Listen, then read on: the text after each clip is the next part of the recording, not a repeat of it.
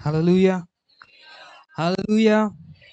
రెండు చేతుల పైకి మరొకసారి చెప్దామా సంతోషంగా నవ్వుతూ.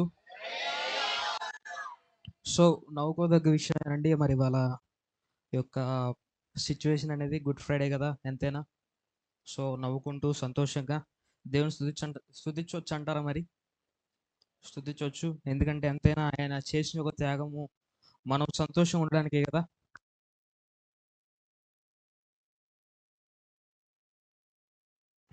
సో దానికోసమే మనం ఏం చేయాలి? సంతోషంగా దేవుని స్తుతించాలి. సో మొదటి మాట లూకా సువార్త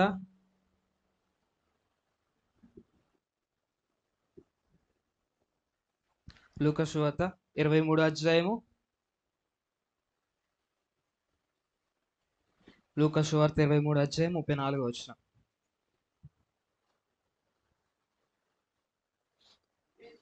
ఉమ్, ఆ, ఉమ్. సో బేసిక్గా మొదటి మాట ఏంటి?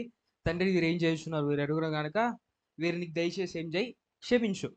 సో మొదటి మాట మనకి ఏం నేర్పిస్తుంది అని నేర్చుకోవడం ముందు మనకింత జ్ఞాపకం చేసుకున్నట్లయితే మనకి దేవుడు ఆజ్ఞలు ఇచ్చాడా లేదా? 10 ఆజ్ఞలు ఇచ్చాడు. 10 ఆజ్ఞలు ఇచ్చిన తర్వాత దేవుడు ఆ యేసుక్రీస్తు వారుగా భూలోకానికి మన కొరకు ఆ ఇలా త్యాగి అవ్వడానికి వచ్చి ఈ యొక్క గడిపిన యొక్క సమయంలో ఆయన 2 మాటలుగా దాన్ని చేసి ఏం చెప్పారు? నిన్ను వలని పొరుగువారిని ప్రేమించు. రెండోది ఏంటిది? నేను తప్ప వేరొక దేవుడు మీకు ఉండకూడదు. సో ఈ 2 మనకు నేర్పించాడు. నేర్పించి దాని తర్వాత ఆ యొక్క సేవలో ముందుకు కొనసాగుతూ వచ్చారు. సో బేసిక్‌గా బోధ చేయవారు బేసిక్‌గా బోధ చేయవారు గుర్తుపెట్టుకోవాల్సింది ఏంటి అంటే, ముందు నువ్వేది బోధిస్తున్నావో అది నీ జీవితంలో కలిగి ఉండాలి. సో దేవుడు బోధించినది ఏంటిది? నిన్ను వలె నీ పొరుగువారిని ప్రేమించు అనేది మనకు నేర్పించారు.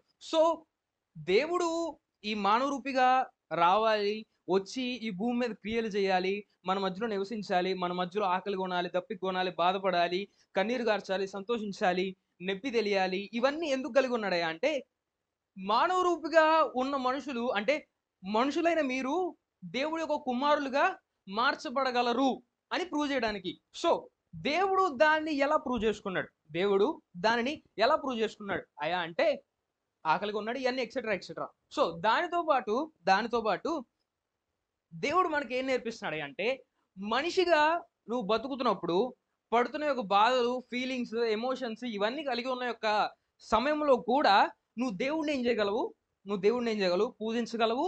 అండ్ నిన్ను వారిని పొరుగు వారిని ఏం చేయగలవు? ప్రేమించగలవు కూడా అని ప్రూవ్ చేయడానికి దేవుడు వచ్చాడు.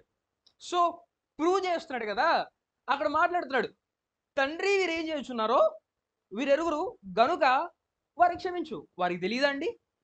వారికి తెలియదా వారు చేస్తున్న ఒక పని? అఫ్ కోర్స్ వారికి తెలుసు. బట్ స్టిల్ దేవుడు చెప్తున్నాడు కదా, ప్రభువా వారు ఏం చేస్తున్నారో వారికి తెలియదు. సో వారిని క్షమించు. అక్కడ మనము బేసిక్‌గా మన కళ్ళకు కనపడుతుంది, వినపడుతుంది మాత్రం పట్టించుకోకూడదు గానీ, దేవుడు ఏమి మీన్ చేస్తున్నాడు దాన్ని బట్టి అంటే, దేవుడు ఏ ఉద్దేశ్యంతో ఆ మాట చెప్పాడనేది మాత్రం జ్ఞాపకం చేసుకుంటే ఉపయోగపడిద్ది. సో దేవుడి యొక్క ఉద్దేశ్యం ఏంటి అంటే, నిన్ను వలె నీ పొరుగువాడిని ప్రేమించు అన్నప్పుడు, దేవుడు కూడా మానవ రూపిగా వచ్చాడన్నప్పుడు, మనిషిగా ఉన్న ఆయనని ప్రేమించాలా లేదా? మనిషిగా ఉన్న ఆయనని తోటి మనిషి ప్రేమించాలా లేదా? సో తోటి మనిషి మనిషిగా ఉన్న యేసుక్రీస్తు వారిని ప్రేమించాల్సినది పోయి శిక్షిస్తున్నప్పుడు శిక్షిస్తున్నప్పుడు వారి మీదకి ఏమొస్తది? దేవుడి యొక్క ఉగ్రత వస్తది. ఎందుకు వస్తది? దేవుడి యొక్క ఆజ్ఞలు వారు పాటించకపోయినప్పుడు. సో ఆజ్ఞని అతిక్రమించుటే పాపము. సో వారు అక్కడ ఏం చేస్తున్నారు? బేసిక్‌గా ఆజ్ఞ అతిక్రమిస్తున్నారు. సో ఒక మానవుడిగా వచ్చిన ఆయనని చూసి ఆయన మీద జాలి పడకుండా లేకపోతే కనికరం అనేది ఏం చూపియకుండా కొరడా దెబ్బలతో కొడుతూ, కొరడా దెబ్బలతో కొడుతూ నానా విధాలుగా, నానా విధాలుగా హింసిస్తూ, బాధ పెడుతూ ఇవన్నీ చేస్తున్నప్పుడు దేవుడు చెప్తున్న మాట ఇదండి. ప్రభువా వారేం చేస్తున్నారో వారికి తెలీదు. వారేం చేస్తున్నారో వారికి తెలీదు. వారు ఈ పనంతా చేయడం వలన మనందరికి దేవుడు ఒక వాక్యం చెప్తుంది ఏంటి అంటే, ఆయన యొక్క కుమారుల విషయంలో ఏమైనా చేసినట్లయితే అంటే, నా యొక్క కుమారులు ముడితే నా యొక్క కనిపాపను ముట్టినట్లయితే అంటే, దేవుడి మీద విశ్వాసం ఉంచిన వారిని, దేవుడిని నమ్మిన వారిని, దేవుడి మీద మీ యొక్క ఫెయిత్‌ని పెట్టినట్లయితే ఆటోమేటిక్‌గా మీరు ఆయన యొక్క కుమారులుగా మార్చబడతారు. అదే దేవుడి యొక్క వాక్యం చెప్తుంది. కేవలము దేవుడి మీద నమ్మిక ఉంచుట వలన మాత్రమే నువ్వు ఏం పోతావు, పరలోకానికి పోతావు. నీ యొక్క క్రియలు నీ యొక్క కాదు. ఎందుకంటే మన యొక్క క్రియలు మంచివి కాదు. ఇక్కడ మనకు అక్కడ ఆ యొక్క జనాంగం మనకు అది నేర్పిస్తున్నారు. దేవుణ్ణి హింసించడం, బాధ పెట్టడం మనం ఇప్పుడు చేస్తున్నది. మనం ఏదో పెద్ద పవిత్రురాలము కాదు. మనము మన యొక్క డైలీ లైఫ్లో చేసే ఒక తప్పుల వలన తిరిగి మరలా దేవుణ్ణి ఏం చేస్తున్నట్టు, సిలువ వేస్తున్నట్లే. సో మరలా సిలువ వేస్తున్న యొక్క దాని విషయంలో కేవలము దేవుడు అడిగేది ఇది ఒకటే, దేవుడి మీద నమ్మకం ఉంచు, అదే నిన్ను పరలోకానికి తీసుకుపోతుంది. అదే నేను ఏం చేస్తుంది, పరలోకానికి తీసుకుపోతుంది. సో ఇవన్నీ కన్సిడరేషన్లో పెట్టుకొని దేవుడు మాట్లాడతాడు కదా, తండ్రి వీరేం చేస్తున్నారు, వీరెడు కనుక వీరిని క్షమించు.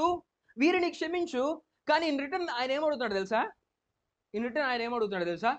ప్రభు, వారి మీదకి రావాల్సిన ఒక ఉగ్రత నా మీదకి పంపి. అర్థమవుతుందా? అందుకే కదా అక్కడ నాలుగో మాట ఎవరు? నువ్వా? రైట్. 4వ మాటలో ఎలా కనపడుతుంది? ఏంటిది? దేవా నన్ను ఎలా చేయి విడిచావు. ఎందుకు దేవుడు చేయి విడిచాడు? లోకంలో చేస్తున్న ప్రతి ఒక్క పాపము, ఏ ఒక్క పాపము? దేవుడికి బదులు బర్బాన్ని ఎంచుకునే యొక్క పాపము, ఇంకా కొరడాలతో కొట్టిన యొక్క పాపము, ఇంకా ఏ నోటితో స్తుతించారు అదే నోటితో దూషించిన యొక్క నోటి యొక్క పాపము, ఇంకా వారి యొక్క పుట్టుకతో కలిగి ఉన్న పాపము, ఇంక ఈ పాపములన్నీ కూడా దేవుడు ఏం చేస్తున్నాడు, మోస్తూ పలుకుతాడు. ప్రభువా ఎందుకు విడిచిపెట్టావు? దేవుడు తండ్రి కుమారుడు యొక్క సందేశం అంటే ఆ యొక్క టాక్లో అదే జరిగేది. ఆయన మన యొక్క పాపం అంతా, మన యొక్క ఉగ్రత అంతా ఆయన మీద వేసుకున్నాడు. పాపానికి జీతం మరణం అని దేవుడికి తెలీదా? యేసుక్రీస్తు వారికి తెలీదా? అది ఉగ్రత ఆయన మీదకి తెస్తుందని ఆయనకి తెలీదా? తెలుసు. బట్ స్టిల్ మనము చేస్తున్నది తప్పు అని మనకి తెలియదేమో. ఎందుకంటే దేవుడు ఒక వాక్యం చెప్తుంది కదా, నేను ముగిచేస్తాను. దేవుడు ఒక వాక్యం చెప్తుంది కదా, మన యొక్క స్వయశక్తి, మన యొక్క జ్ఞానము, మన యొక్క బలము, మన యొక్క ఏది కూడా మనల్ని పాపం చేయకుండా ఉండటానికి విడిపించలేదు. ఇంకా చూడాలి.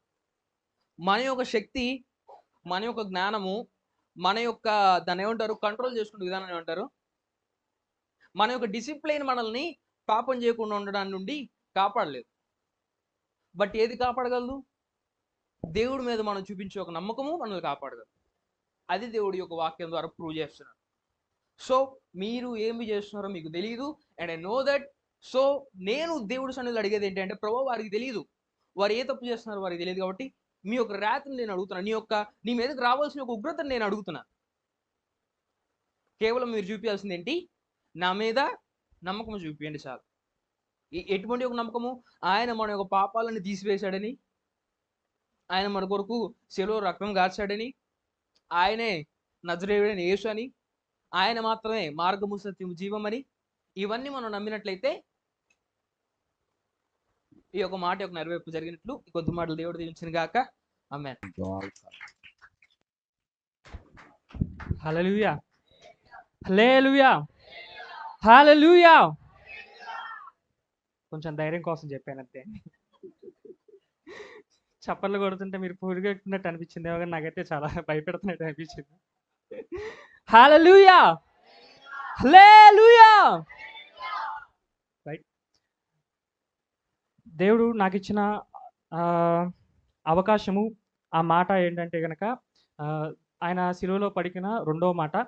సో ఒకసారి దాన్ని చదువుకొని మనం విషయంలోకి వెళ్ళిపోదాము. 23వ అధ్యాయము, లూకా సువార్త 23వ అధ్యాయము 42వ వచనం. 42 కూడా చదవండి.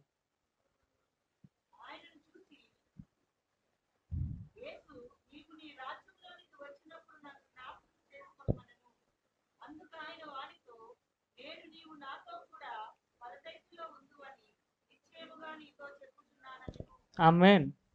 హల్లెలూయా. ఈ 2 వచనాల్లో మనం చూసుకున్నట్లయితే కనుక జనరల్గా అందరికీ చూడగానే అర్థమయ్యే విషయం ఏంటంటే, ఇక్కడ ఒక రిక్వెస్ట్ ఉంది అండ్ ఇక్కడ ఒక యాక్సెప్టెన్స్ ఉంది. సో ఫస్ట్గా మనం చూసినట్లయితే, దేవా నీ రాజ్యములోనికి నువ్వు వచ్చినప్పుడు నన్ను జ్ఞాపకం చేసుకోవా అని రిక్వెస్ట్ చేస్తున్నాడు. యాక్చువల్గా ఇక్కడ మన తెలుగు బైబిల్లో కొన్ని చోట్ల ఎట్లుంటుందంటే, ఆహ్, మన బైబిల్లో చూసుకున్నట్లుగా నీవు నీ రాజ్యములోనికి వచ్చినప్పుడు అని ఉంటుంది. బట్ కొన్ని ట్రాన్స్లేషన్స్లోనే తెలుగులో చూసినప్పటికీ దేవా నీ రాజ్యముతో నువ్వు వచ్చినప్పుడు నన్ను జ్ఞాపకం చేసుకోవా అనేసి ఉంటుందన్నమాట. సో రెండిటికి చాలా డిఫరెన్స్ ఉంది. నీ రాజ్యములోనికి నీ రాజ్యముతో అంటే మళ్ళీ వచ్చే దాని గురించి మాట్లాడుతున్నాడు ఇక్కడ దొంగ. సో యాక్సెప్టెన్స్ ఏంటంటే గనక నీవు నాతో ఖచ్చితంగా ఉంటావు. సో ఇక్కడ అడిగాడు కదా! నన్ను జ్ఞాపకం చేసుకో అని అడిగాడు. ఆయన అన్నాడు కదా! జ్ఞాపకం చేసుకోవడం ఏంటి? నువ్వు నాతో ఉంటావు ఖచ్చితంగా అనేసి ఒక క్లియరెన్స్ అనేది ఇచ్చాడు. కొంచెం దీన్ని లోతుగా ఆలోచిస్తే గనక ఆహ్, చనిపోయే వారికి చనిపోయిన తర్వాత నెక్స్ట్ ఏంటి అనే క్లారిటీ చాలా తక్కువ మందికుంటుంది నాకు తెలిసినంత వరకు. ఎంత మంచిగా ఈ లోకంలో జీవించినప్పటికీ నేను వెళ్తానా అనేసి అదే దేవుని రాజ్యంలోకి నేను వెళ్ళగలనా అని ఆలోచించి ఇంకేమైనా తప్పులు చేశానా అని ఎతుక్కునేవాళ్ళు కూడా చాలామందున్నారు. బట్ ఇక్కడ దొంగ అయినప్పటికీ ఆహ్, ఆహ్, మనందరం చూసుకుంటే లోకంలో చనిపోయే వారందరికంటే కొంచెం దారుణమైన పరిస్థితుల్లోనే చనిపోతారు వాళ్ళు. నెక్స్ట్ ఒక కొన్ని మేబీ గంటల్లో, కొన్ని నిమిషాల్లో అతను చనిపోతాడు. బట్ అతనికి ఒక క్లారిటీ వచ్చింది. ఎవరి వల్ల? దేవుని వల్ల. ఏమని ఒక క్లారిటీ? నువ్వు నాతో ఉంటావు. ఎందుకని క్లారిటీ వచ్చిందని అడిగితే గనక దొంగ అడిగాడు గదా! దేవా నువ్వు నన్ను జ్ఞాపకం చేసుకోవా అని అడిగాడు. జస్ట్ అడిగాడు. దేవుడు అన్నాడు గదా! అయ్యో! నేనసలు ఈ భూమికొచ్చిందే నిన్ను జ్ఞాపకం చేసుకోవడానికి, నిన్ను వెతకడానికి, నిన్ను రక్షించడానికి అనేసి దేవుడు చాలా ఇన్‌స్టంట్‌గా రియాక్ట్ అయ్యాడు. ఎందుకంటే దొంగ అక్కడ డేర్ చేశాడు అడగడానికి. నేను లాస్ట్ మినిట్‌లో ఉన్నా గదా! చచ్చిపోయే ముందు అడిగితే ఆహ్, నన్నేమి పోయే ముందు ఏదో కోరుకుంటున్నాడు గదా! అట్లా అనుకుంటాడా అనేసి దొంగ ఆలోచించలా, వెనకడుగేయలా. ఇక్కడ దొంగ మనస్తత్వాన్ని గనక మనం చూసినట్లయితే దేవుణ్ణి చాలా ఆహ్, డీప్‌గా అర్థం చేసుకున్నాడు అందరితో పోలిస్తే. ఎందుకంటే అక్కడ సిలువేసిన వారు అనేక మంది ఉన్నారు. చాలా మంది కొన్ని వేల మంది యేసుని సిలువేశారు. బట్ దొంగ ఒక్కడే గదా! నాకు తెలిసినంత వరకు అక్కడ ఆ టైంలో ఆహ్ పక్కనున్న దొంగని సైతం, పక్కన చనిపోబోతున్న వాడిని సైతం ఎదిరించి, "నువ్వేం మాట్లాడుతున్నావు? ఈయన ఈ శిక్షకి పాత్రుడు గాదు. ఈ శిక్ష ఈయన మీదకి రావాల్సింది గాదు. అయినా సరే నువ్వెందుకు అలా మాట్లాడుతున్నావు? ఎందుకలా అవమానిస్తున్నావు?" అనేసి అంతమంది మధ్యలో గూడా ఈ దొంగ ఏమని అంటున్నాడు? "నువ్వే దేవుడువు. నువ్వు నన్ను జ్ఞాపకం చేసుకో" అని అడుగుతున్నాడు. అంటే అంతమంది దేవుడిని రిజెక్ట్ చేస్తున్నప్పటికీ, ఈ దొంగ అంటున్నాడు కదా! "నువ్వే దేవుడవు. నువ్వు నన్ను జ్ఞాపకం చేసుకో. నువ్వు మంచోడివి" అంటున్నాడు. సో, అంత డేర్ ఎలా వచ్చిందంటారు? ఆ టైంలో చనిపోతున్న టైంలోనే ఎందుకొచ్చిందంటారు?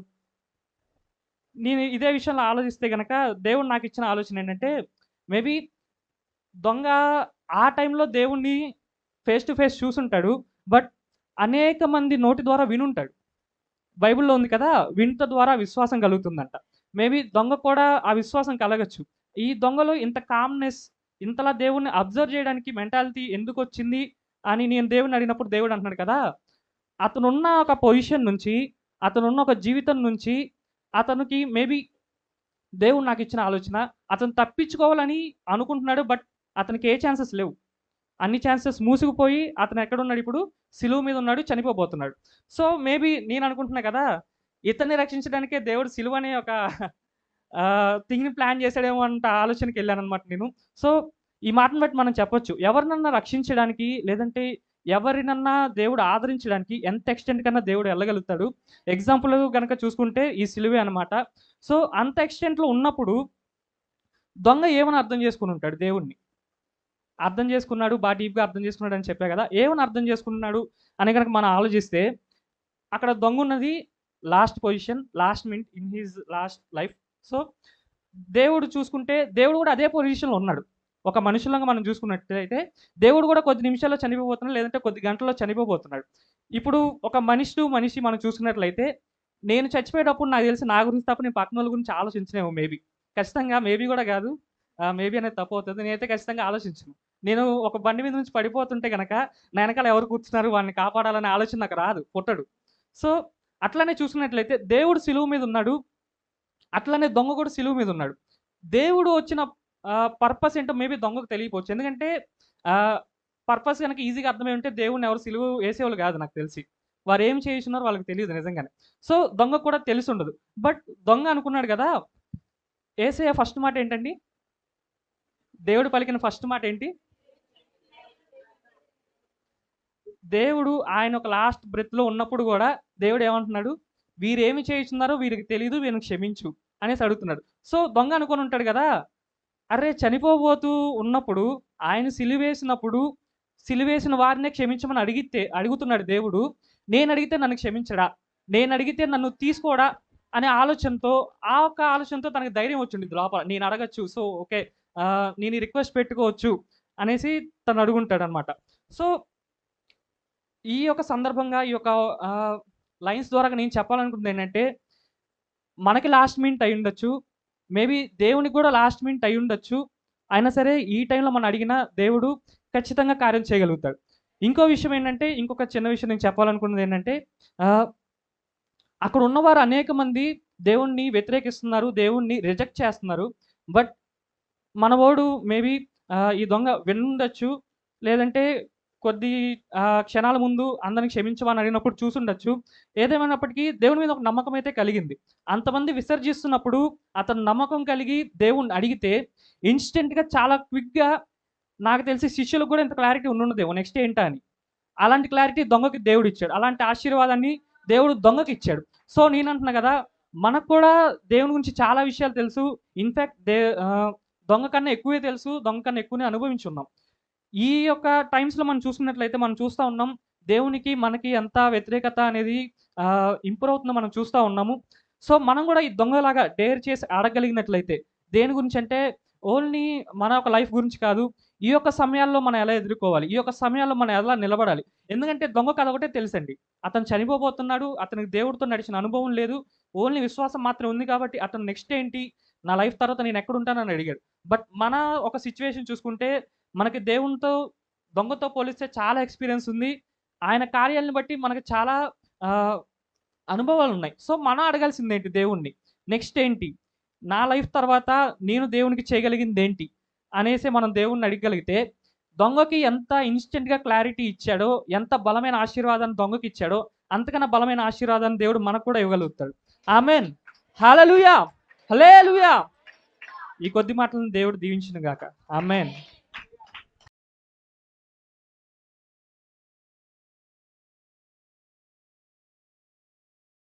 హల్లెలూయా! హల్లెలూయా! నిశ్చయంగా దేవుని అభిషేకము ఆత్మతో నింపబడి వాడబడునుగాక. హల్లెలూయా! హల్లెలూయా! సరే, మూడో మాట యోహాను సువార్త 19వ అధ్యాయము 26, 27. యేసు యేసు తన తల్లియు తన తల్లియు తాను ప్రేమించిన శిష్యుడుని దగ్గర నిలుచుండట చూచి నిలిచి ఉండుట చూచి అమ్మా అమ్మా ఇదిగో ఇదిగో నీ కుమారుడు అని నీ కుమారుడు అని తన తల్లితో చెప్పెను. తరువాత శిష్యుని చూచి ఇదిగో ఇదిగో నీ తల్లి అని చెప్పెను. నీ తల్లి అని చెప్పాను. హల్లెలూయా! ఎవరైనా ఇంగ్లీష్ బైబిల్ ఉంటే దయచేసి ఇంగ్లీష్లో కూడా ఒకసారి చదువుతారా దయచేసి? ఎందుకంటే నేను ఏదైనా సరే వాక్యం చూస్తున్నప్పుడు ఇంగ్లీషు అండ్ తెలుగు కూడా చెక్ చేసుకుంటాను. ఇంగ్లీష్లో ఒక కీలకమైన మాట రాయబడి ఉంది. అది తెలుగులో రాయలేదు. ఇంగ్లీష్లో చాలా కీలకమైన మాట రాయబడి ఉంది. దయచేసి ఎవరు ఇంగ్లీష్ బైబిల్ ఉన్నట్లయితే చదవగలుగుతారా? John 19, verse 26 and 27.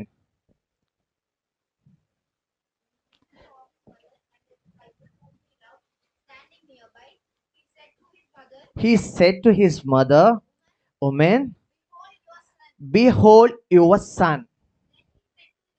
Then he said to his disciple, Behold your mother. your mother. Hallelujah. Hallelujah. ఇక్కడ మనం చూసుకున్నట్లయితే, తెలుగులో చూసినట్లయితే తన తల్లిని ఎవరైతే ఉన్నారో తన తల్లిని యోహానికి ఇవ్వడం జరుగుతుంది. యోహానికి తన తల్లిని ఇవ్వడం జరుగుతుంది. యేసుక్రీస్తు వారికి తమ్ముళ్ళు లేరా? చెల్లెలు లేరా? ఉన్నారు కదా. మరియమ్మకి కొడుకులు లేరా? కూతురు లేరా? యేసు ఒక్కడైనా కొడుకు కాదు కదా, ఉన్నారు కదా. ఉన్నప్పటికీ కూడా ఎందుకు యేసుక్రీస్తు వారు యోహానికి మాత్రమే తన తల్లిని ఎందుకు అప్పచెప్తున్నాడంటే, దీనికి 3 పాయింట్లు ఉంటాయి. యాక్చువల్గా అయితే ప్రిపేర్ అవుతున్నప్పుడు I got almost 1 hour message వరకు వచ్చేసింది నాకు.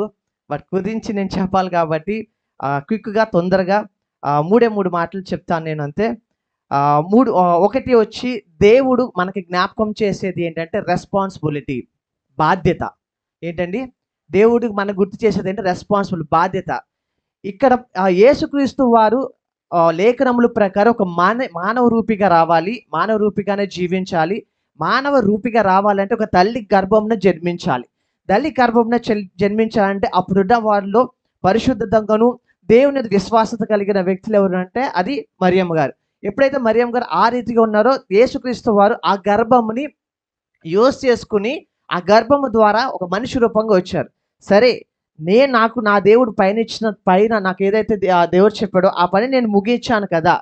ముగించిన తర్వాత ఇంకా తనతో నాకేం పని, నా తమ్ముళ్ళు ఉన్నారు, నా చెల్లెళ్ళు ఉన్నారు అని వదిలిపెట్టలేదు. హల్లెలూయా. ఏమాత్రం కూడా వదిలిపెట్టలేదు. తన బాధ్యత ఏంటి?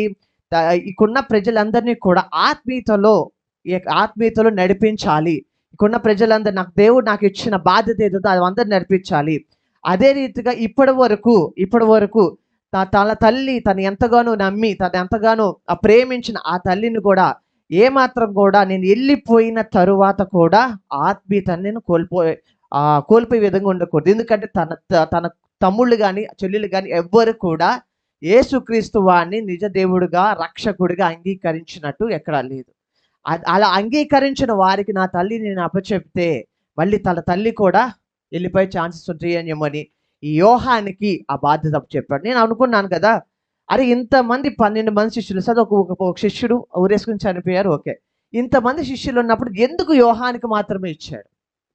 ఎందుకు యోహానికి మాత్రమే ఆ బాధ్యత ఇచ్చాడని నేను ఒక్కసారి ఆ యోహాను గురించి ఒకసారి చూసుకున్నట్లయితే, కేవలం యోహాను మాత్రం, నాకు తెలిసినంత వరకు కూడా యోహాను మాత్రమే దేవుణ్ణి ఒక వెలుగుగా పోల్చాడండి. హల్లెలూయా, హల్లెలూయా. దేవుడు ఒక వెలుగు పోల్చాడు. జాన్ 3:16 3:16 ఉంటుంది కదా, దేవుడు లోకమును ఎంతో అసలు లెక్కలేని ఎంతో ప్రేమించాడు. అంటే ఒక ప్రేమ స్వరూపిగా గుర్తించాడు, ఒక ప్రేమగా గుర్తించాడు. దేవునిలో ఉన్నంత వరకు కూడా, ఆయనతో నడిచిన ప్రతి క్షణం కూడా దేవుని ప్రేమను తెలుసుకున్న వ్యక్తి ఎవరున్నాడంటే అది యోహాను మాత్రమే. హల్లెలూయా, హల్లెలూయా. ఆయన ప్రేమను మొట్టమొదటి ఈ 12 మంది శిష్యులు ఎంతవరకు వచ్చినప్పటికి కూడా చివరి వరకు నిలబడిన వ్యక్తి ఎవరున్నారంటే అది యోహాను మాత్రమే. హల్లెలూయా. సిలువ దగ్గర వరకు కూడా నిలబడిన వ్యక్తి ఎవరున్నారంటే అది యోహాను మాత్రమే. అందుకే యోహానుని ఆయన అది అంటాడు కదా, నా బిలౌడ్ డిసైపుల్, అంటే నేను ఎంతగానో ప్రేమించిన నా శిష్యుడు ఎవరున్నారంటే అది యోహాను మాత్రమే. అలాంటి నమ్మకాన్ని ఆ యోహాను దేవుడి పట్ల చూపించాడండి. హల్లెలూయా. నా 3వ మాట కూడా అదే, ఆ నమ్మకం మనం చూపించగలగాలి. ఆ నమ్మకం ఇప్పుడు ఒక రూపాయి, ఇప్పుడు ఒక 10,000 అప్పు అడిగారు అనుకోండి, తిరిగిస్తారా లేదా నమ్మితేనే కదా మనం ఇచ్చేది, అవునా? నమ్మకుండా మనం ఒక రూపాయి కూడా ఇస్తామా? తిరిగిస్తారు కదా, ఇస్తారు. ఆ నమ్మకం మనం ఆ మనిషి పట్ల మన నమ్మకం ఉంటేనే మనము ఇస్తాం, అంతేగాని తప్ప నమ్మకం లేకపోతే ఒక రూపాయి కూడా మనం ఇతరులకు ఇవ్వం. అలాంటిది తన తల్లిని 9 నెలలు మోసి కనిన తల్లిని, 30 సంవత్సరాలు పెంచిన ఆ తల్లిని ఇంకొకరికి అప్పచెప్తున్నాం అంటే ఆ మనిషి పట్ల ఎంత నమ్మకం కలిగి ఉండాలి. హల్లెలూయా, హల్లెలూయా. దేవుని సన్నిధిలో ఉన్నంత వరకు మనం కూడా ఎంతో నమ్మకాన్ని కనపరుస్తాం. కానీ అది చివరి వరకు, సిలువ దగ్గర వరకు కూడా యోహాను ఆ నమ్మకాన్ని కనపరుస్తూనే వచ్చాడు. మిగిలిన శిష్యులందరూ ఏదో ఒక రూపంలో తప్పుకున్నారే తప్ప కానీ ఆ యోహాను మాత్రం సిలువ వరకు కూడా, ఆయన తుది శ్వాస విడిచేంత వరకు కూడా ఆ యేసుక్రీస్తుని పట్టుకుంటూనే ఉన్నాడు. అందుకే ఒక మాట, నేను ఎందుకు ఇంగ్లీష్లో ఒక మాట ఉంది, బిహోల్డ్, పట్టుకోమని చెప్తాడండి యోహాను. ఎందుకంటే ఈ లోకంలో ఉన్న వాటిని మనం తలుచుకున్నట్లయితే అనేక రకాలుగా జరుగుతున్న ప్రతి ఒక్క సిచ్యువేషన్ బట్టి మనం తప్పిపోతూ ఉంటాం. ఏ మాత్రం తప్పుకోకుండా యోహాను, నువ్వు నా తల్లిని పట్టుకో. హల్లెలూయా. నా తల్లిని పట్టుకో.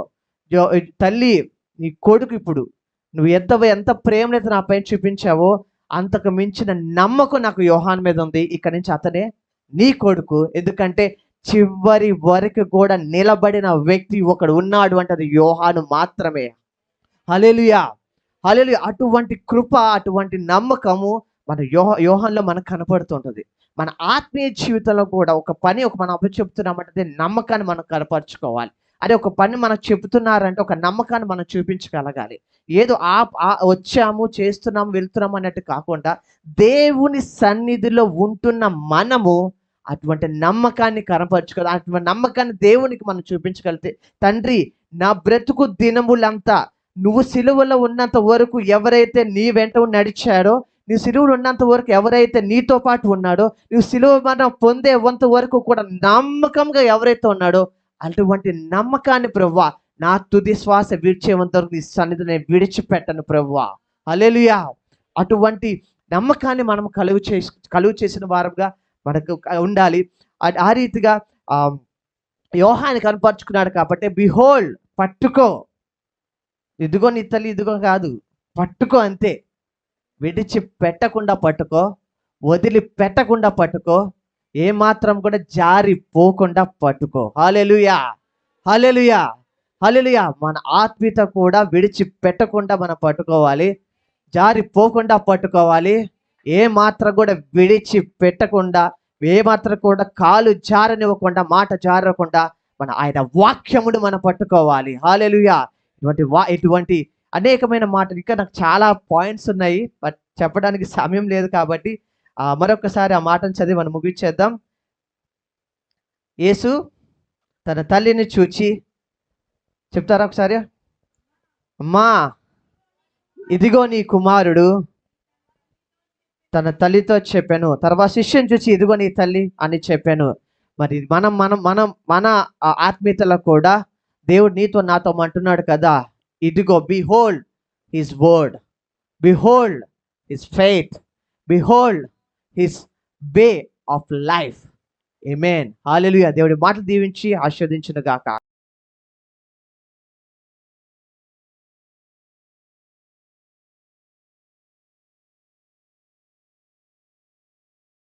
Praise the Lord. Hallelujah, hallelujah. బిగ్గరగా చెప్దామా? హల్లెలూయా. 4వ మాట మత్తయి సువార్త 27వ అధ్యాయం 46వ వచనం చదువుకుందాం.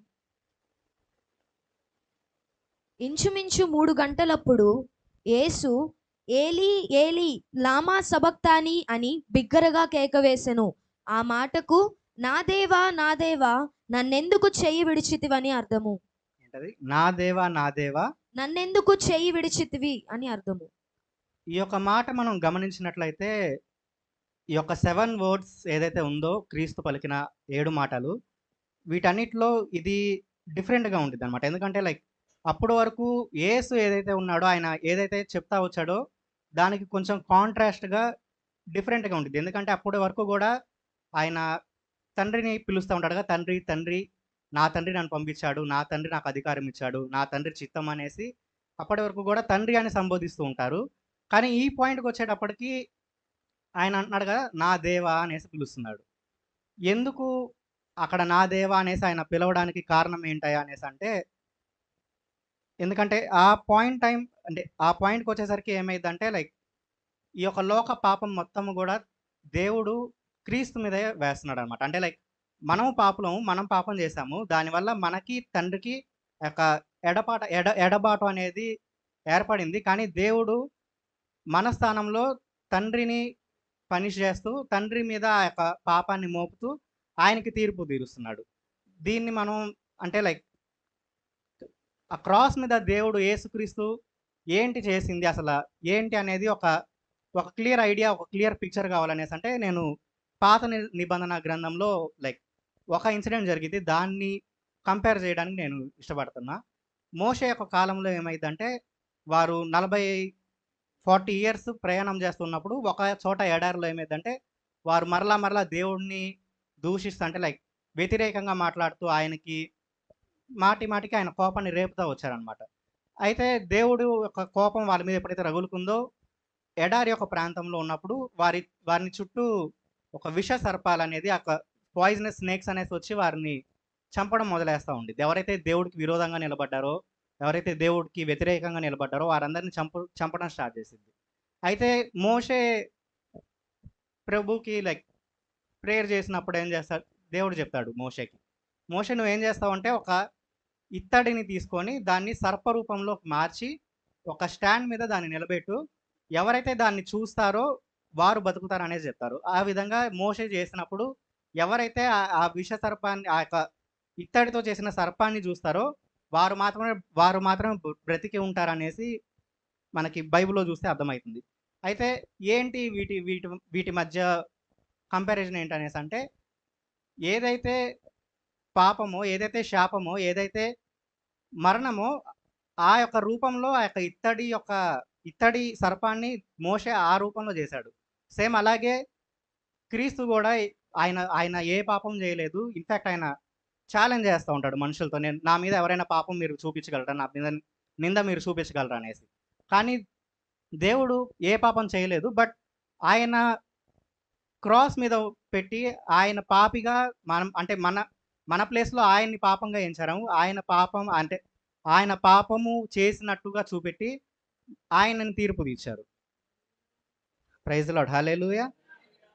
సో, మన ప్లేస్‌లో ఆయన చనిపోవడానికి ఇష్టపడ్డాడు.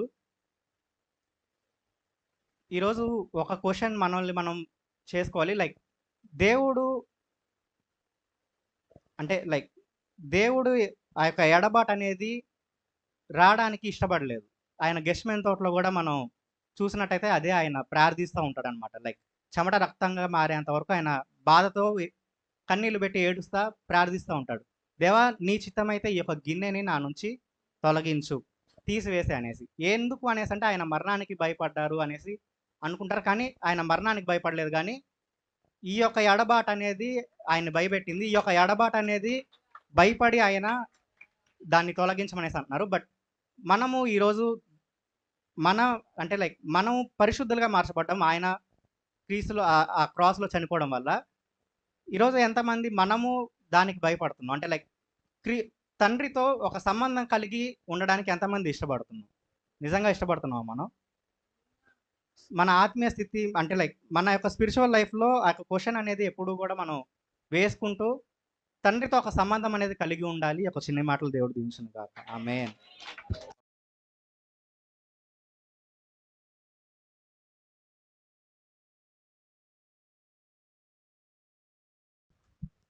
హల్లెలూయా. ఇట్టి అవకాశం ఇచ్చిన దేవాదేవునికి వందనాలు చెల్లించుకుంటున్నాను. నా మాట 5వ మాట అండి. దేవుడు సిలువలో పలికిన మాట, నేను దప్పికొనుచున్నాను.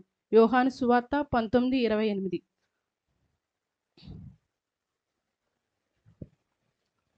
అటు తరువాత సమస్తమును అప్పటికి సమాప్తమైనదని యేసు ఎరిగి, లేఖనము నెరవేరునట్లు నేను దప్పికొనుచున్నానెను. హల్లెలూయా. హల్లెలూయా. మొదటిగా దేవుడు దప్పికొనుచున్నాను అన్న మాటకు అర్థం, ఆయన మొదటిగా దేవుడు మానవ రూపుగా వచ్చాడండి. నిజంగా మనుషులు ఇలా అయితే ఈ లోకంలో జీవిస్తారో దానికి ఒక మాదిరికరంగా దేవుడు చూపించాడు. ఆయన శరీరధారిగా ఉన్నాడు. ఆయన రక్తం అంతా చిందించాడు. నీళ్లు రక్తంగా మారింది. ఆ టైంలో ఆయన మనం ఈ దప్పికొనుచున్నాననే మాటకు అర్థం 2 విధాలుగా అర్థం చేసుకోవచ్చు మాట. ఒకటి శరీరసారంగా, ఒకటి ఆత్మీయంగా. 2 విధాలుగా అర్థం చేసుకోవచ్చు. ఆయన శరీరపరంగా అయితే ఆయన దప్పికొనుచున్నాడు. ఎందుకంటే మనకి వాటర్ ఎంత అవసరం అంటే మన దేహానికి నిజంగా ఆయన ఆ మండుటెండలో రక్తం అంతా చిందించి డిహైడ్రేట్ అయిపోతుంది. అప్పుడు నీరు ఎంత అవసరం అంటే మనిషికి బ్రతకడానికి కంపల్సరీ నీరు కావాలి. కానీ దేవుడు ఆ టైంలో నేను దప్పికొనుచున్నానన్న మాటకి ఆయనకి దాహం వేస్తుంది. కాకపోతే దీన్ని వ్యక్తిగతంగా ఆత్మీయ పరంగా చూసుకోవాలంటే దేవుడు ఏ దప్పిక కలిగి ఉన్నాడంటే, నిజంగా ఈ లోకంలో దేవుడు ఆ సిలువలో దప్పికొనుచున్నాను మాట్లాడడానికి నిజంగా దేవుడు ఈ లోకంలో ఎంతోమంది నశించిపోతున్నారండి. నిజంగా దేవుడు ఆ యొక్క దాహాన్ని కలిగి ఉన్నాడు. ఆయన దప్పిక ఏంటంటే ఎంతోమంది నశించిపోతున్నారు. నశించిపోతున్న ఆత్మలను రక్షించాలని ఒక దాహాన్ని దేవుడు కలిగి ఉన్నాడు. నిజంగా దేవుడు ఆ దాహాన్ని కలిగి ఉన్నాడు. మనం ఏ దాహాన్ని కలిగి ఉండాలో కూడా దేవుడు చెప్తున్నాడు. ఎలా అంటే కీర్తన 42:1-2.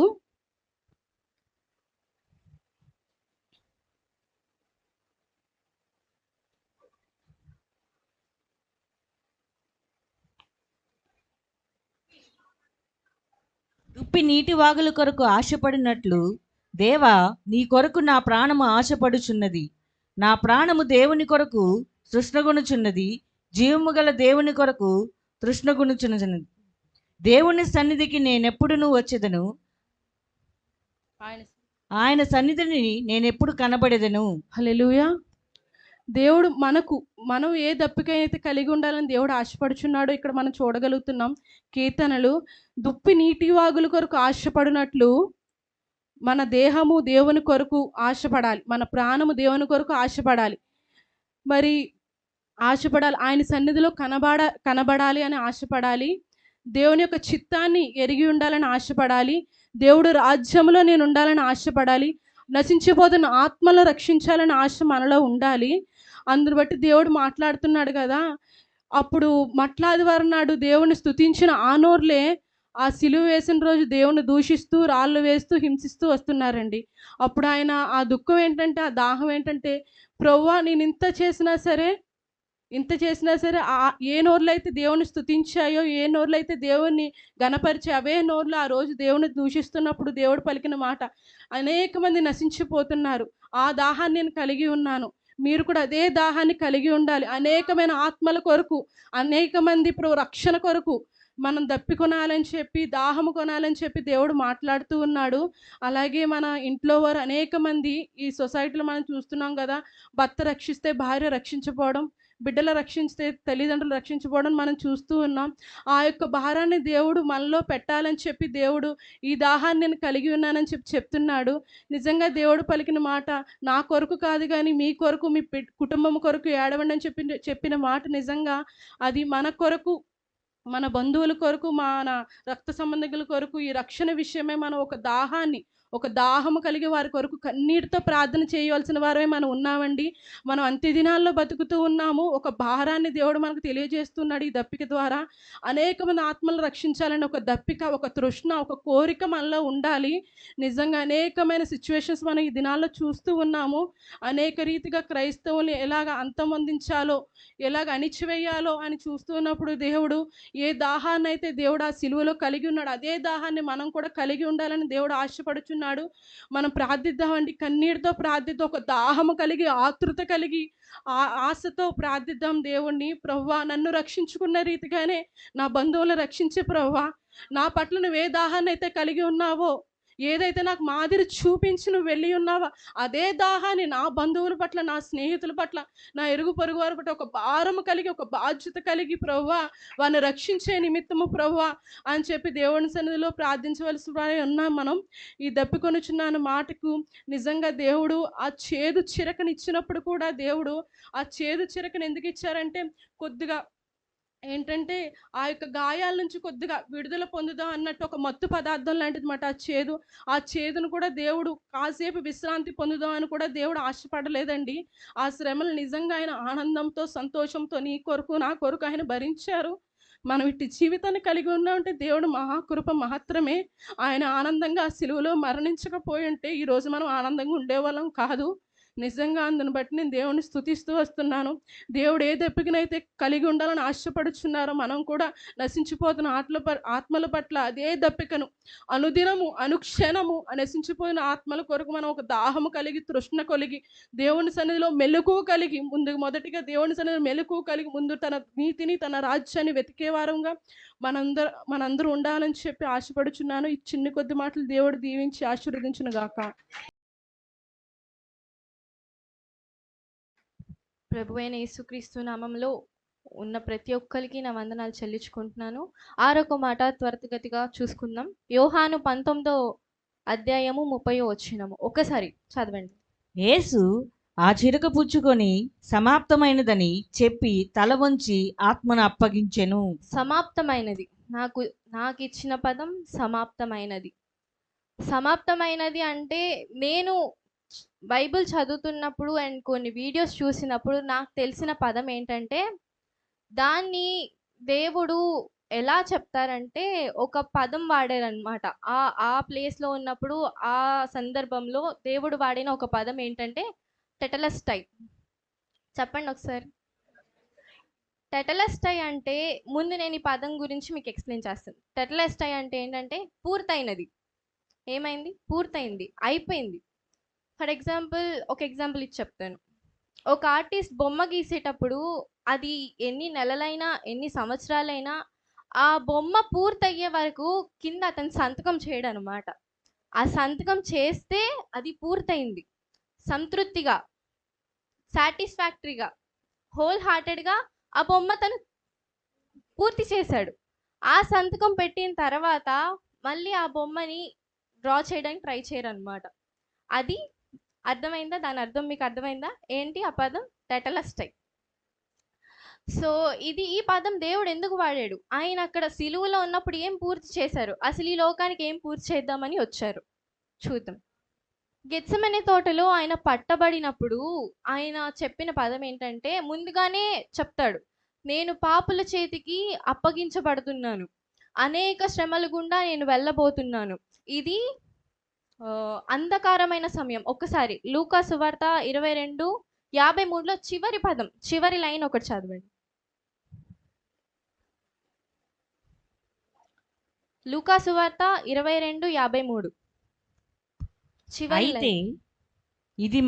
ఇది మీ గడియు అంధకార సంబంధమైన అధికారమును అనెను. అంధకార సంబంధమైన, ఇంగ్లీష్లో చూస్తే this is your time and the power of darkness. ఆయన్ని ఆయన అంధకారంకి అప్పగించుకుంటున్నారనమాట. ఎందుకంటే గెత్సెమనే తోటలో ఆయన పట్టబడిన దగ్గర నుంచి సిలువ నుంచి తీయబడే వరకు ఆయన శ్రమ పొందుతూనే ఉన్నారు, హింసించబడుతూనే ఉన్నారు. ఆయన ఈ రోజు సిలువ వేస్తుంటే ముందు రోజు రాత్రి పట్టబడ్డారు. అప్పటి నుంచి సిలువ వేసే వరకు ఒక 10-11 గంటలు అనుకుంటే, ఆ 11 గంటలు ఆయన అనేక విధమైన శ్రమలు గుండా, అనేక విధమైన హింసించారనమాట. అనేకమైన దూషణల చేత, అనేకమైన మాటల చేత, అనేకమైన తిట్ల చేత, కొరడాలతో కొట్టబడ్డాడు, తిట్టబడ్డాడు, ఉమ్మి వేయబడ్డాడు. అండ్ సిలువ వేసింది ఆయనకి సుమారుగా 9 గంటల ఆ సమయంలో సిలువ వేశారంట. మధ్యాహ్నం 3 గంటల వరకు ఆయన సిలువలో ఉన్నారు. ఈ సమయంలో 12 గంటల నుంచి 3 గంటల వరకు అంధకారం మొత్తం కమ్ముకుంది. ఆ అంధకారంలో ఎందుకు కమ్ముకుంది చూస్తే, ఆ 3 గంటలు, 12 గంటల నుంచి 3 గంటల సమయంలో ఆయన అనేక విధమైన పాపములతో పోరాడుచున్నాడు. అఖిల్ చెప్పాడు కదా మొదటి మాటలో, ఎలాంటి పాపములు? మనం పుట్టుకతో చేసిన పాపములు, పెరుగుతూన్న చేసిన పాపములు, తెలిసి తెలియక చేసిన పాపములు, తెలిసి పాపంలో పడిపోయి కూడా దుష్టుడికి మనం చిక్కబడి కావాలని తెలిసి చేసిందాన్నే పాపం అంటారు. సో అనేక విధమైన పాపముల చేత, అనేక విధమైన చీకటి శక్తుల చేత యుద్ధం చేస్తున్నాడు అనమాట. ఆయన పోరాడుచున్నాడు. ఈ శ్రమ వస్తుందని ఆయనకు తెలీదా? తెలుసు. దేవుడికి ముందే ఈ శ్రమ వస్తుందని తెలుసు. ఆయన ఇలా శ్రమ గుండా వెళ్తారని తెలుసు. ఎందుకు చేయాలి? ఆయనే ఎందుకు చేయాలి? పాత నిబంధనలో చూసుకుంటే పాప పరిహారం ఏంటంటే, పాపం చేస్తారు, ఆ పాప పరిహారం పొందటానికి ఏ మచ్చ, ఏ డాగు, ఏ కలంకము, ఎటువంటి చెడు లేని దాన్ని పశువుని తీసుకొచ్చి ప్రధాన యాజకునికి ఇస్తే, ఆయన దాన్ని మొత్తం చూసి దేవునికి బలి ఇచ్చిన తర్వాత చెప్పే మాట ఏంటి? పూర్తయింది, సమాప్తము. ఇక్కడ ఆయనే ప్రధాన యాజకుడు, ఆయనే సమాప్తము అని చెప్తారనమాట. సో ఏమైంది? సమస్త మానవులు, ఈ లోకంలో ఉన్న సమస్త మానవులు చేసిన ప్రతి ఒక్క పాపానికి మనల్ని పవిత్రపరచడానికి ఆయన నియమించిన నియమానికి ఆయనే ఇచ్చేసుకున్నారు. ఆయనే ఇచ్చేసుకొని మనల్ని విడిపించడానికి ప్రతి ఒక్క ఆఖరి పొట్టు వరకు మనల్ని శుద్ధీకరించడానికి కార్చారనమాట. సో ఏది పూర్తయింది? ఏం పూర్తయింది? పాప పరిహారార్థం పూర్తయింది. మన కొరకు శ్రమ పొందుట పూర్తయింది. మన కొరకు వెల చెల్లించుట పూర్తయింది. మన కొరకు అనేక పాపముల చేత యుద్ధము చేసి ఆయన గెల్లటం పూర్తయింది అనమాట. బలియాగము పూర్తయింది. ఇది ఈ టెటలస్టై అనే మాట ఎలా చెప్తారంటే, అది ఎవరు ఫోర్స్ చేయరు, ఎవరు ఇది చెయ్యని చెప్పరు. వాళ్ళంతటా వాళ్ళు మనస్ఫూర్తిగా, సంతృప్తిగా, ఇందాక అన్నీ చెప్పారు చూసారా, గెత్సెమనే తోటలో ఆయన చెమట కన్నీరుగా మారే వరకు ఏడ్చి ప్రార్థన చేశారంటే, ఎందుకు?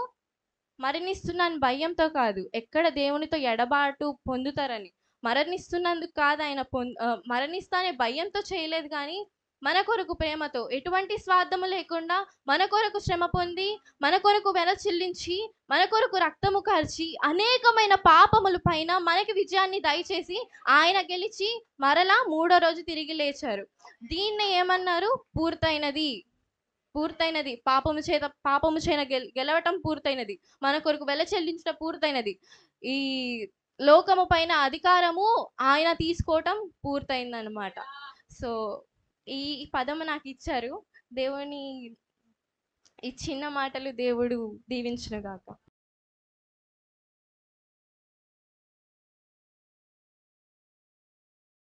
హల్లెలూయా. మరొకసారి కూడా వచ్చిన మీ అందరికీ వందనాలు. అందరూ వందనాలు చెప్పారు, కానీ మీకు ఎవరు శుభ శుక్రవార శుభాకాంక్షలు అని చెప్పలేదు కదా. సో హ్యాపీ గుడ్ ఫ్రైడే అందరికీ. శుభ శుక్రవార శుభాకాంక్షలు. యా. సో చివరి మాట ధ్యానించుకుందాం, చదువుకొని ఆ తర్వాత దానిలోని మనం డెప్త్గా వెళ్ళడానికి ఇష్టపడదాం. లూకా సువార్త 23వ అధ్యాయం 46వ వచనం. లూక్ చాప్టర్ అప్పుడు 23, యేసు 46. అప్పుడు యేసు గొప్ప శబ్దముతో కేక వేసి, తండ్రి, నీ చేతికి నా ఆత్మను అప్పగించుకొనుచున్నానెను. ఆయన ఇలాగు చెప్పి ప్రాణము విడిచెను. ఆమేన్. హల్లెలూయా.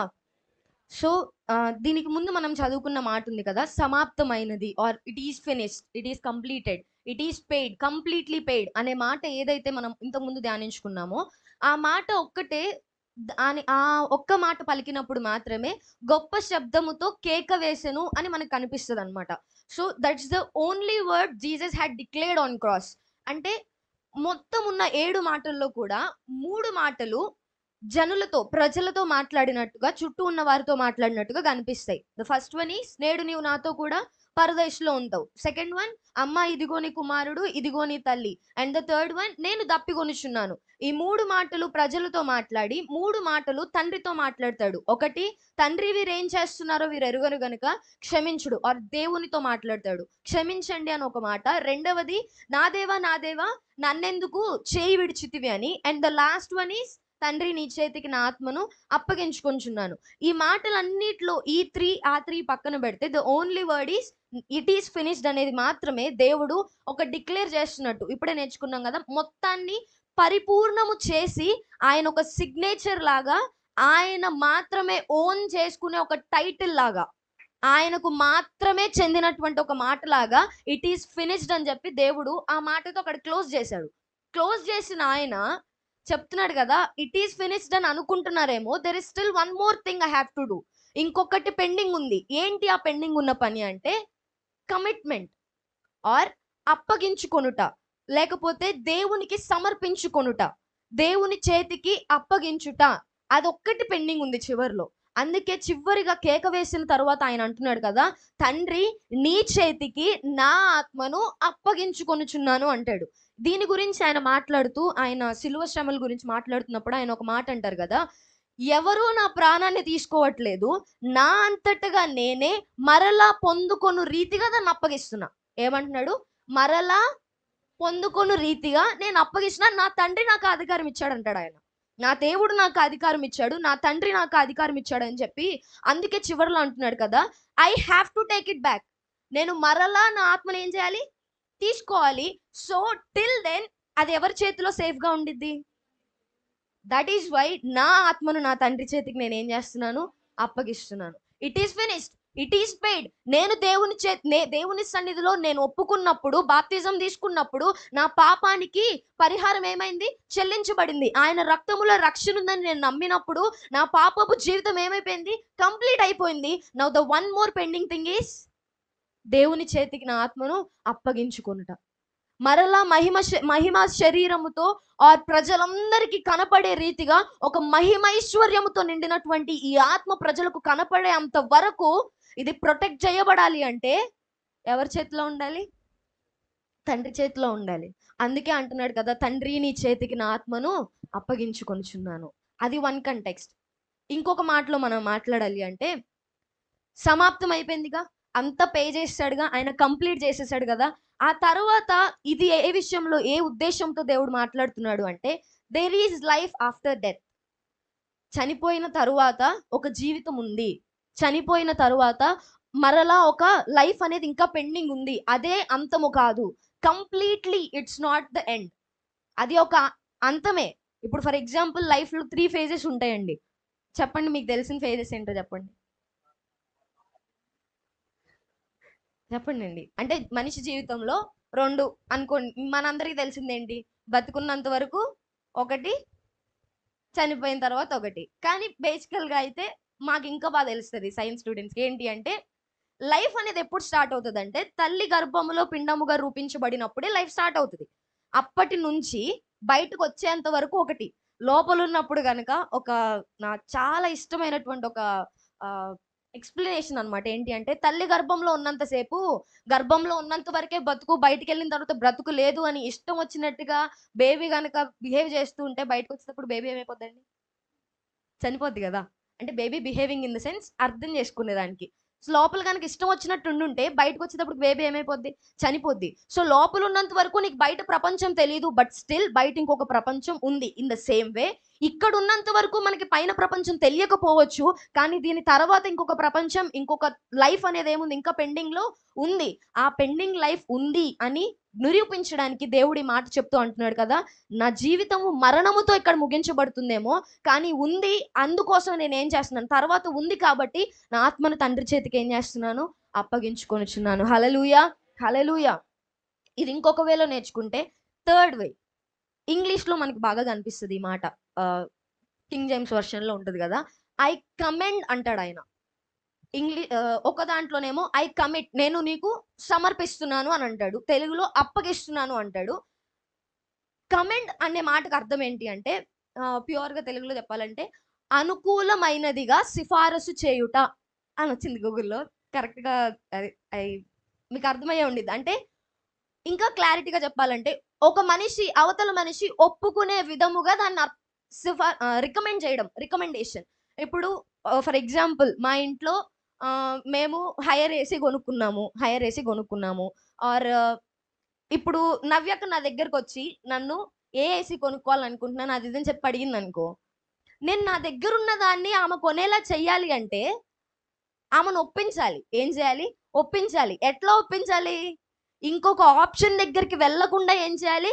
ఒప్పించాలి. ఎస్ ఆర్ నో అనే ఆప్షన్ పెట్టుకోకుండా ఎస్ అని మాత్రమే చాయిస్ తీసుకునేలా నేను ఏం చేయాలి? ఒప్పించాలి. అంటే ఆమె ఒప్పుకునే విధముగా నేను హైయర్ని ఏం చేయాలి? రికమెండ్ చేయాలి ఆమెకి. ఆ మాటని యేసుక్రీస్తు వారి సిలువలో ఐ కమెండ్ అనే విధంగా అక్కడ వాడతాడు కదా, దాని అర్థం ఏంటి అంటే, నాలుగో మాటలో అంటాడు ఏమని? నా దేవా నన్నేల నువ్వు చేయి విడిచిపెట్టావు. అక్కడ ఏమొచ్చింది? ఎడబట్ వచ్చింది. చేతినే విడిచిపెట్టిన దేవుడు ఆత్మను పట్టుకుంటాడా? నా కుమారుడు అని, ఈయన నా కుమారుడు, ఈయన చెప్పినదంతా మీరు వినండి, ఈయన మాటను బట్టి నడుచుకోండి అని పరలోకం నుండి వినిపించిన అదే శబ్దము, ఆ మాట పలికిన అదే దేవుడు మరలా ఈ పాపభరితమైన ఆత్మని అంగీకరిస్తాడా? అంగీకరించడు కదా. విడిచిపెట్టబడింది. ఇది ఏం చేయబడింది? విడిచిపెట్టబడింది. సమస్త పాపమును మోస్తుంది కాబట్టి విడిచిపెట్టబడింది. అయినా దేవుడు దాన్ని అంగీకరిస్తాడా అంటే అంగీకరించడు. మరి ఎందుకు దేవుడు దాన్ని సమర్పిస్తున్నాడు అంటే, అక్కడ కమెండ్ అని ఎందుకు వాడాడు అంటే, పాపముతో నిజంగా నా జీవితము పాపములో మునిగిపోయింది, పాపముతో నా జీవితం నిజంగానే వేరు చేయబడింది, పాపం వల్ల నా దేవునికి నాకు ఒక ఎడబాటు అనేది నిజంగానే వచ్చింది. కానీ ఇప్పుడు నా ఆత్మ నేను ఎలా అప్పగిస్తున్నానో తెలుసా? In a way that God accepts it. దేవుడు దాన్ని అంగీకరించే విధముగా నా ఆత్మ నేను అప్పగిస్తున్నా. హల్లెలూయా. పాపంతో మన జీవితం నిజంగానే దేవునికి ఎడబట్ అయ్యి ఉండొచ్చు, పాపం వల్ల నిజంగానే మనం దేవునికి దూరం అయ్యి ఉండొచ్చు, కానీ దెర్ ఇస్ స్టిల్ ఛాన్స్. ఇంకా మనకు ఒక ఛాన్స్ ఉంది. ఆయన ఫినిష్డ్ అని చెప్పిన తరువాత మనకి గన్ను పేల్చి స్టార్టింగ్ పలికారండి. గన్నిలా పెట్టి on you mark get set go అని గన్ను పేలుస్తారు కదా, అట్లా ఆయన రేస్ ఫినిష్ చేసిన తర్వాత మనకి స్టార్టింగ్ పాయింట్ మొదలైంది కదా. ఏంటా స్టార్టింగ్ పాయింట్ అంటే, టిల్ స్టిల్ నవ్ నీ జీవితం ఎలా అన్నా ఉండని, నేను ముగించబడింది, పూర్తయింది, సమాప్తమైంది అని చెప్పిన తరువాత నుంచి నీ ఆత్మను ఒప్పుకునే విధముగా సమర్పించడానికి నేను మొదలు పెడుతున్నా. నీ ఆత్మను నా దేవుడు, నా తండ్రి ఒప్పుకునే విధముగా సమర్పించడానికి ఇప్పుడు సిద్ధంగా ఉన్నావు కాబట్టి ఆయన కమెండ్ అంటూ చెప్తున్నాడు కదా, ఇప్పుడు వరకు ఎలా అన్నా ఉండనియండి, ఇప్పటి వరకు ఎలా అన్నా బ్రతకనియండి, కానీ ఒక్కసారి దేవుని రక్తములో కడగబడితే, నమ్మి విశ్వసిస్తే, అంగీకరిస్తే, ఒప్పుకుంటే మన ఆత్మను అంగీకరించే విధముగా, అంగీకార యోగ్యమైనది అంటారు కదా, అంగీకార యోగ్యమైనది అంటారు కదా, అలా అంగీకార యోగ్యమైనటువంటి ఒక పాత్రగా మన ఆత్మని తండ్రి చేతికి మనం ఏం చేయొచ్చు, అప్పగించుకోవచ్చు. ఇంకా అవకాశం మన కొరకు ఎలా ఉంది? Still admissions are open, not at closed. So దేవుని సన్నిధిలో మన జీవితం ఎలా ఉన్న ఈ 7 మాటలు కూడా ఏవైతే ఉన్నాయో ప్రతి దాంట్లో చివరిగా తండ్రితో చెప్తున్నటువంటి మాట, నా ఆత్మ నీ చేతికి అప్పగిస్తున్నా. ఒకటి, ఈ జీవితం ముగించబడిన తర్వాత మరొక లైఫ్ అనేది మన కోసం వేచి చూస్తుంది. రెండవది, మొట్టమొదటిగా మనం నేర్చుకున్న మాట, దేవుని సన్నిధిలో సమస్తమును దేవుని చేతికి ఏం చేయాలి, అప్పగించాలి. మూడవది, పాపములో ఎంత మునిగిపోయి ఉన్నా సరే still there is a way to submit ourselves in a way that God accepts us. దేవుడు మనల్ని అంగీకరించే విధముగా మనం ఆయనకి అప్పగించుకోవడానికి ఇంకా మార్గం ఏమైంది, తెరవబడి ఉంది అని చెప్పడానికి దేవుడు చివరిగా ఆ మాటని పలికి ఉన్నాడండి. సో దేవునికి అంగీకార యోగ్యమైన వాళ్ళముగా మనల్ని మనం మార్చుకొని, జస్ట్ లైక్ జీసస్ డెడ్, మనం కూడా దేవుని సన్నిధిలో ఏం చేద్దాం, నీకు అంగీకార యోగ్యమైనదిగా నా ఆత్మని ఏం చేస్తున్నాను ప్రభువా, అప్పగిస్తున్నాను. Keep it safe till the day of judgement. Okay, so ఆ విధంగా మనల్ని మనం దేవుని సన్నిధిలో సమర్పించుకుందాం. ఈ కొద్ది మాటలు దేవుడు దీవించును గాక.